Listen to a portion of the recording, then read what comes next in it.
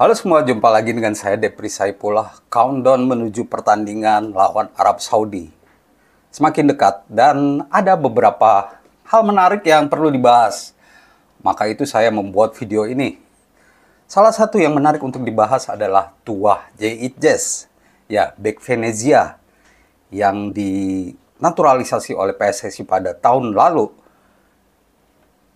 memberi keamanan khusus bagi timnas Indonesia dari 3 pertandingan yang dia lakoni. Timnas Indonesia tidak pernah kebobolan oleh lawan. Dimulai dari debutnya lawan Vietnam dengan kemenangan 1-0, lalu tandang ke Vietnam di Stadion Midin dan kita menang 3-0. Lalu main di GBK, kita menang 2-0 atas Filipina. Djez, seorang bek berpostur 190 cm dan memberi garansi keamanan bagi pertahanan timnas Indonesia. Ini tuah yang bagus, ini fakta menarik yang bagus. Semoga ini berlanjut di laga-laga berikutnya. Ya, bisa saja disebut bahwa Djez baru melawan tim-tim yang ringan dalam tanda kutip, ya. Baru melawan tim Asia Tenggara. Soalnya sebenarnya dia harusnya bisa menjalani tes, tapi saat melawan Irak pada Juni lalu, dia tidak bisa main karena baru tampil dengan Venezia di laga playoff menuju Serie A pada Juni lalu. Dan saat inilah Djez harus membuktikan diri. Dialah faktor keberuntungan buat timnas Indonesia. Semoga dia bisa meneruskan tuahnya. Semoga timnas Indonesia bisa mendapatkan tuah dari Djez sehingga tidak kebobolan dari Arab Saudi. Ya, kita tahu bahwa timnas Indonesia tidak mau pulang tanpa poin di laga ini, ya.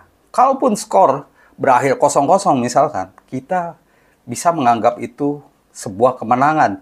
Dan tentunya Djez akan clean sheet lagi. Tentu seorang Djez tidak bisa kerja sendirian, ya.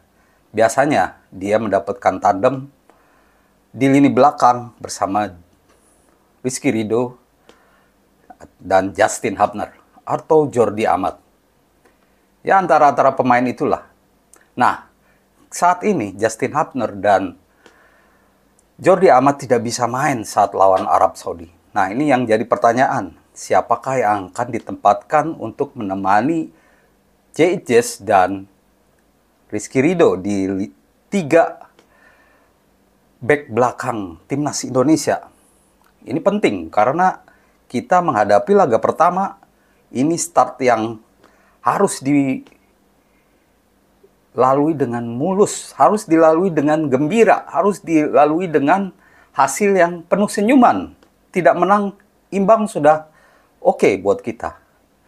Dan caranya tentu salah satunya yaitu pertahanan yang kuat. Kita krisis lini belakang karena ada 2 pemain pilar yang tidak main.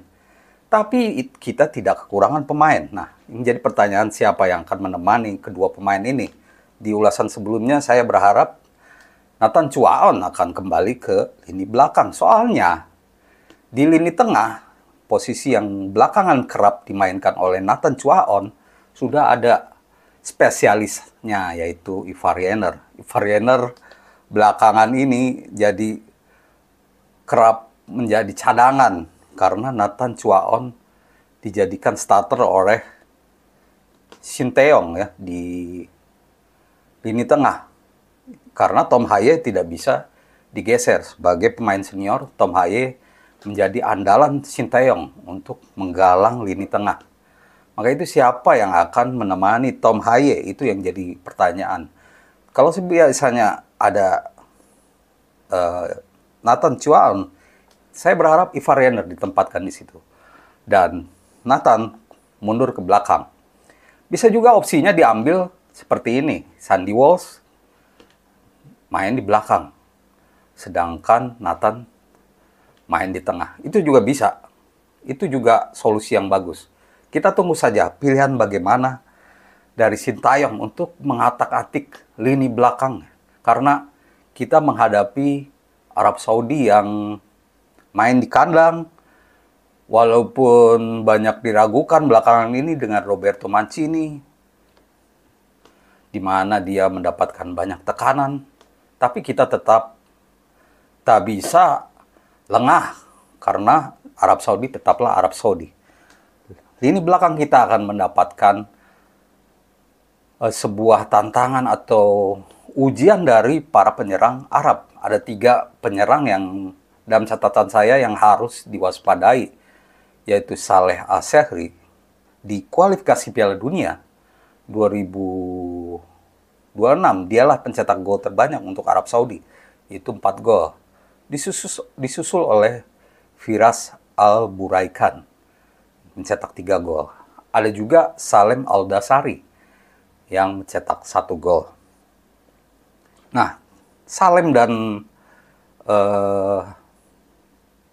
Saleh Al-Shehri ini 2 pemain tersisa di skuad Piala Dunia 2022 lalu, di mana keduanya juga mencetak gol. Nah, inilah jadi tugas lini pertahanan kita, utamanya JIJS, untuk meredam 2 pemain ini. Walaupun feeling saya tentu kita tetap mewaspadai pemain-pemain lain, karena ada juga 2 winger Arab Saudi yang patut diwaspadai, yaitu Saud Abdul Hamid. Saud ini main di AS Roma, sama dengan JIJS. Namun dia main di kanan ya.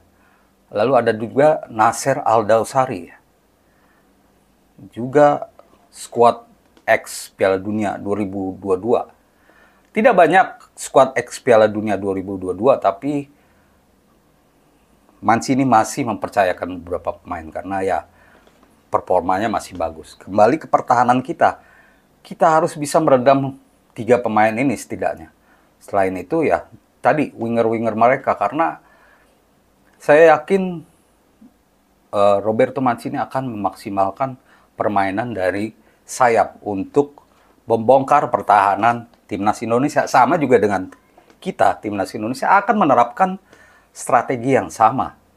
Dan tinggal bagaimana kedua tim fokus dan bisa menyeimbangkan antara transisi positif dan negatif. Saat menyerang, siapa yang bisa seimbang saat menyerang dan bertahan, itulah yang akan menjadi pemenang di laga nanti. Karena pola permainan kedua tim rada mirip-mirip ya, dengan formasi yang hampir sama.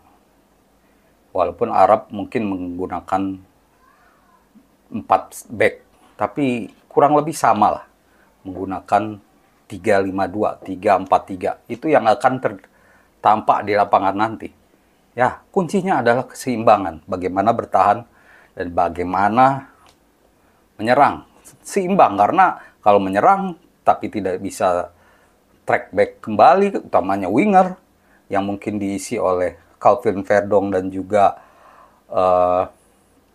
Asnawi Mangku Alam.